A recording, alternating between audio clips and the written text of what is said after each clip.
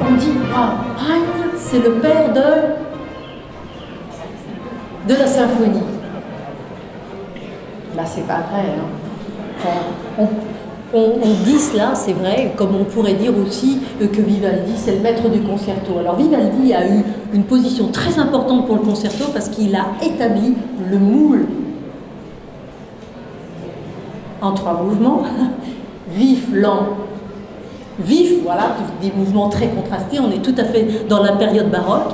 Eh bien, on peut dire que Haydn va donner aussi le moule à la symphonie qui avait déjà, bien sûr, existé, pas très longtemps quand même avant, mais Stamitz, par exemple, à Mannheim, ou Sammartini en Italie, et lui donne le moule de combien de mouvements ?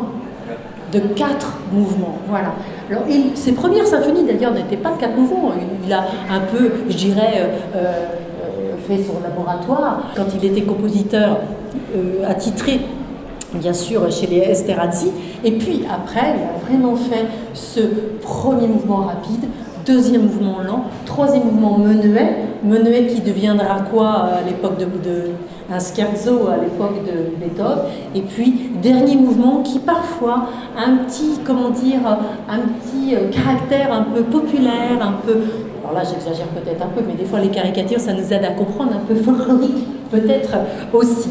Alors, l'effectif orchestral, waouh, ça c'est toujours assez intéressant parce que vous allez l'entendre tout à l'heure, vous allez le sentir, je dirais même, vous allez le ressentir avec votre corps, parce que quand on a ces décibels qui arrivent, alors qu'avant c'était plus intimiste, même si ça a été très très brillant grâce à la mandoline, et bien là, on a un effectif quand même beaucoup plus conséquent et on a une écriture aussi musicale extrêmement riche, extrêmement, je dirais, développée.